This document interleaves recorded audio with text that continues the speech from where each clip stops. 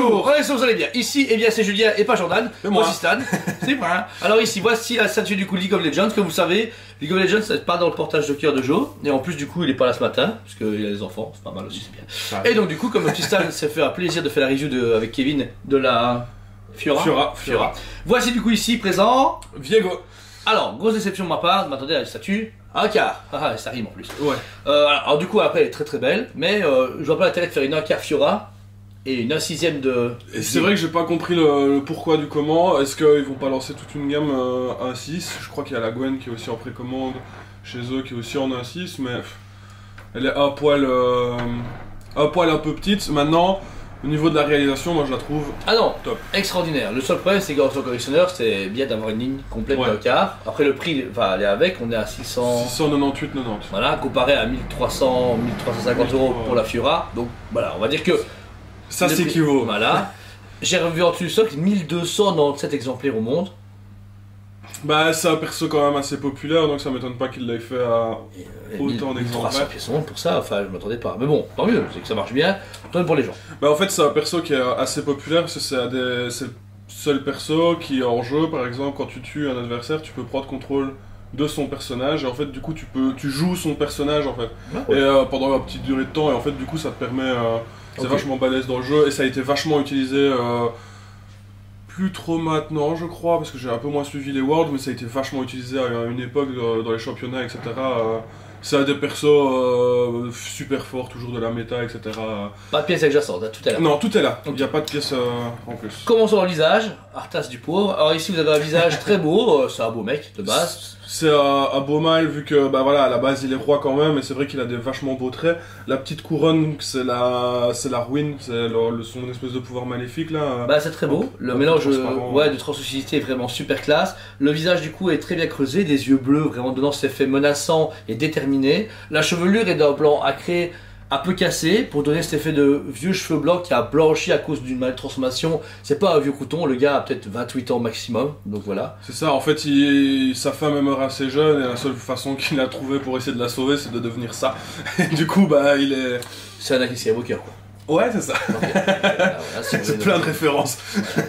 Ensuite, vous avez donc ça appuyé sur son épaule et à son bras droit une magnifique grande épée assez particulière, une Claymore, on appelle ça comme ça, mais genre à la mode Final Fantasy, Arthas encore une fois. Bah, une épée des messieurs. Riot qui s'est inspiré de tout ça, vraiment balèze, mais et puis ça, c'est aussi en espèce de truc un peu transparent comme ça. C'est la résine opaque, etc. Mais quoique, ouais, si tu la casses, je le saurais.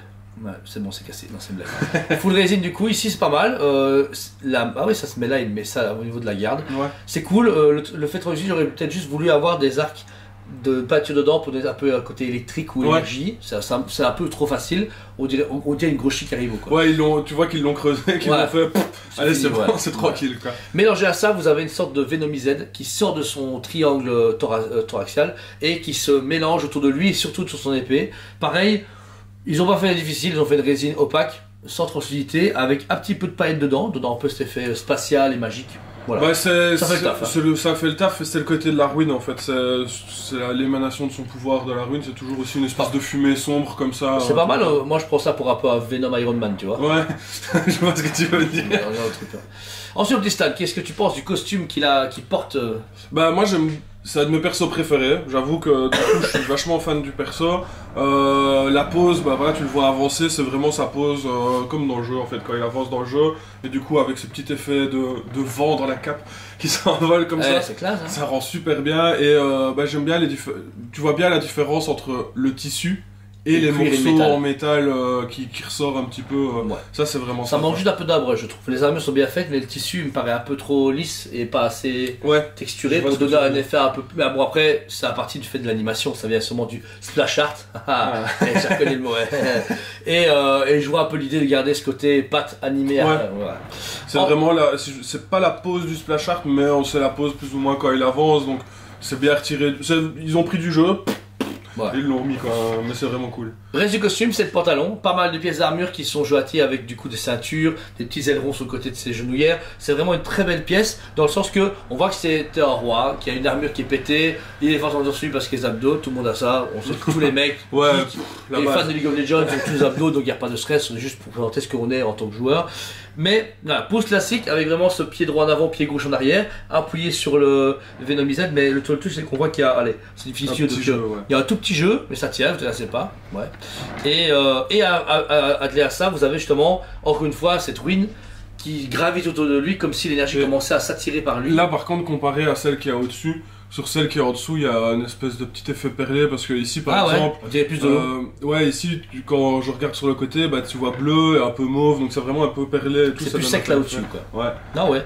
Alors après vous avez un sol très classique à League of Legends puisque vous avez ce côté un peu royal qu'on peut retrouver sur les bannières ou les symboles de League of Legends avec du coup du doré, du bleu, etc. Et en gros écrit League of Legends. Ouais. Et sur un socle, alors très terne, dans le sens que c'est un bleu parquet marbre. Ouais, j'aurais préféré peut-être un petit truc sur le socle, juste pour dire de... Ouais, même jusque de la... Comment, un petit peu de destruction. Ouais, allez, comment ça s'appelle, un chemin romain, tu veux dire, avec des pavés, etc. Comme avait un peu Fiora ou les autres. Parce que là, on dirait vraiment un truc de jeu vidéo. Genre, tu ouvres ton jeu vidéo, t'as un peu dessus, le mec il est comme ça et il marche dans le vide. Je sais que beaucoup de jeux vidéo ont ça où il marche. Ouais, l'animation. Voilà, donc après, il est cool. À ce moment-là, mets un light-up. Pour juste avoir que ici tout ça se translucide, qu'un light-up ça fasse. Ouais, c'est vrai que ça aurait tué. Parce que mettre du light-up dans le reste, pas possible, trop complexe. Mais juste pour lui donner ce côté émanation ou hologramme, si tu veux faire Cody dans Palpatine. Mais trop de références pour ça. Perso, j'ai jamais joué aux jeux vidéo. Bon, lui c'est un grand fan. Pour ma part, très belle statue, le rapport qualité-prix exceptionnel. Je trouve que pour 700 €, ça, enfin pour 700 €.